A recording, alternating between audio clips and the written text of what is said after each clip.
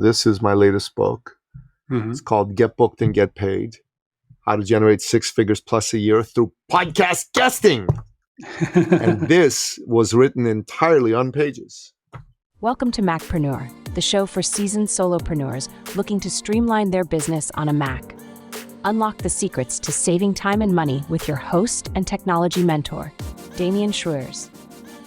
Hello. Today I have the pleasure to introduce Nicky Billou. Nicky is the #1 international best-selling author of the books Finish Line Thinking, How to Think and Win Like a Champion, The Thought Leader's Journey, A Fable of Life, and The Power of Connecting, How to Activate Profitable Relationship by Serving Your Network. A 2-time New York Times best-selling author, he is in demand and highly inspirational speaker to corporate audiences such as RBC, Lululemon, Royal LePage, and Torstar Media. He is an advisor and confidant to some of the most successful and dynamic entrepreneurs in Canada. He is the founder of eCircle Academy, where he runs a year-long mastermind and educational program working with coaches, consultants, corporate trainers, clinic owners, realtors, mortgage brokers, and other service-based entrepreneurs, positioning them as authorities in their niche.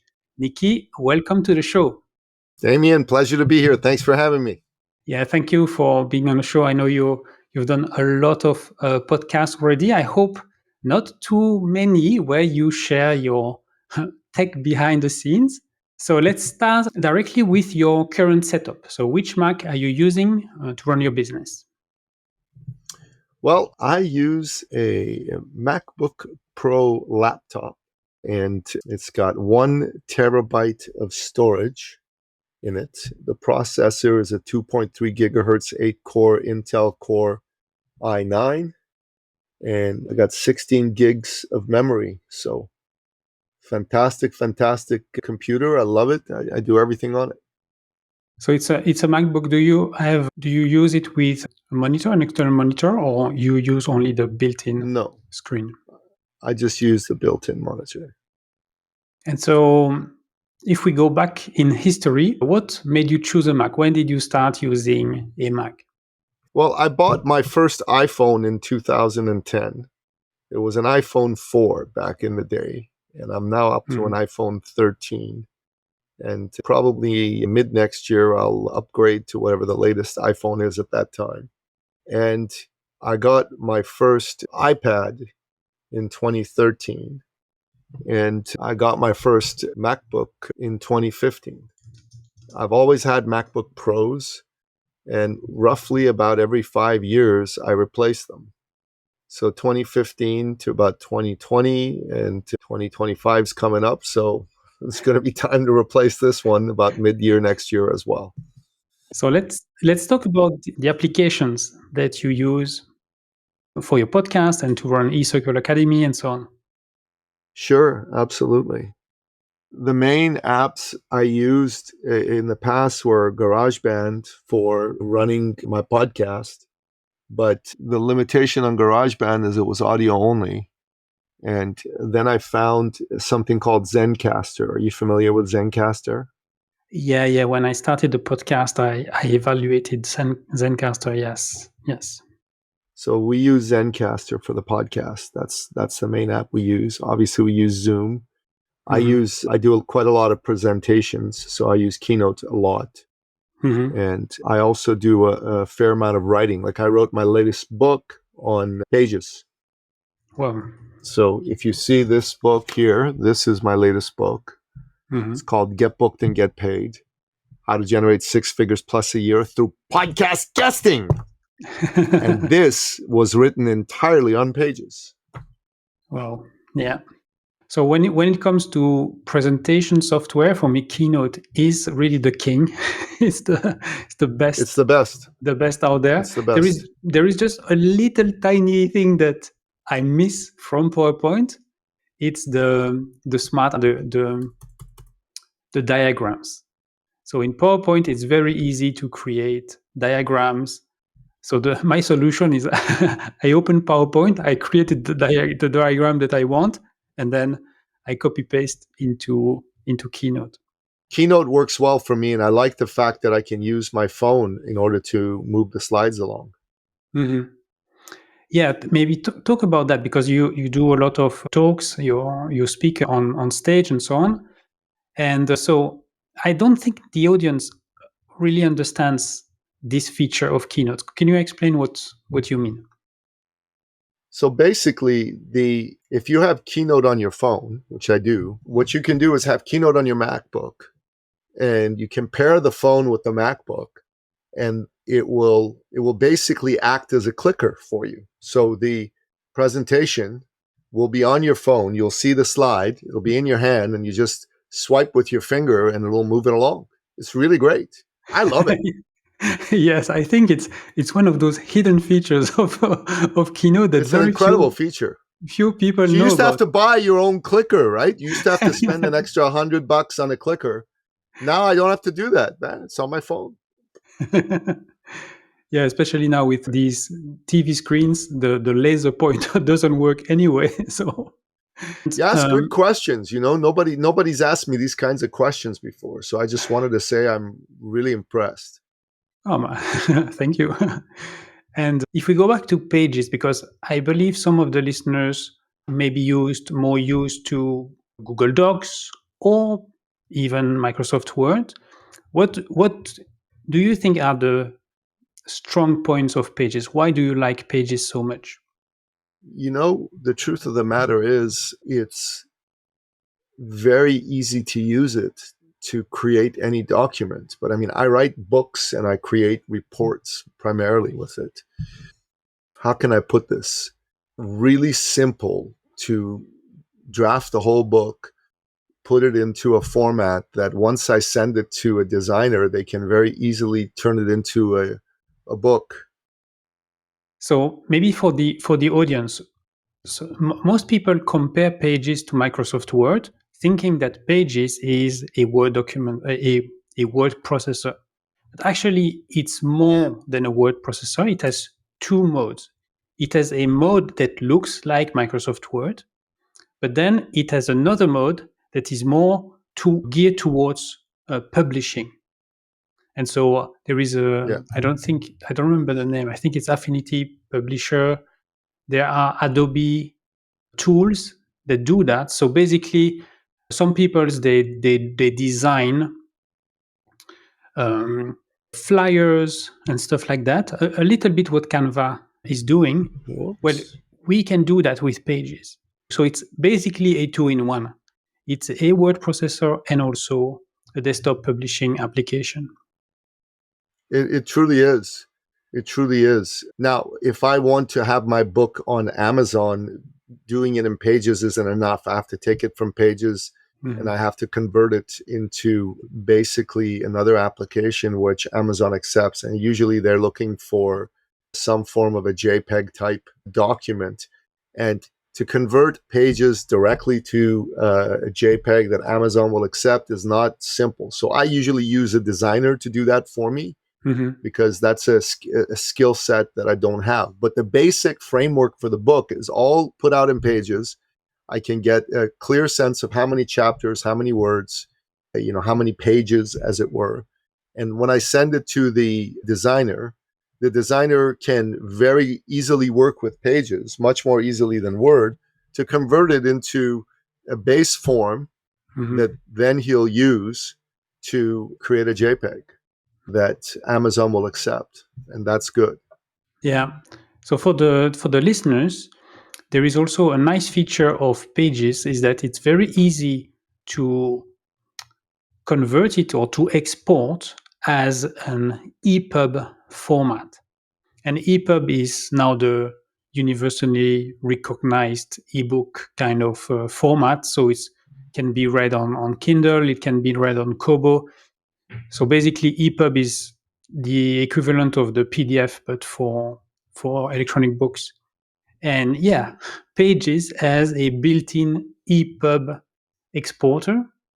And the beauty, what I realized, I self-published a booklet. It's not a book. It's maybe, I don't know, 15 pages. It's all about iPhone security. And what I realized, what I discovered is I was able to export it as EPUB and then open it with the Books app, right? So We have a books app on Mac, on iPhone, on iPad. And basically, when you export as EPUB from Pages, you can configure the cover page. Yeah. So if I had an image for the cover page, and then basically in the Books app, you can open it and flip it like an electronic book, and all done with Pages, with the hyperlinks and stuff like that. It's really good. Excellent. So, what tip or trick did you discover recently on your Mac that you wish you knew before, or something that you believe the audience might not be aware that it's a nice feature of macOS? What's easy about the Mac that I think anybody who's not a Mac user can really hear and listen to is it's very intuitive. You can start working with it in any app, and the things about that app that can make your life easier will intuitively be discovered by you. You don't necessarily need someone to sit down and go, oh, did you know your Mac can do this? You'll be able to figure it out once you work within your app. For, I would say, a good 70, 80, 90% of that app's capabilities that are useful and valuable to the average user will intuitively be discovered by you through use. And that's not true of, the PC world. So that was one thing that using a Mac was superior for me. And that's one of the reasons I loved using the Mac. Mm-hmm. It's fun being a Mac user. It's exciting to be able to use tools that work well for the business. And I'm someone who tells everybody who's not a Mac user to consider becoming a Mac user, because it will make your life easier in your business.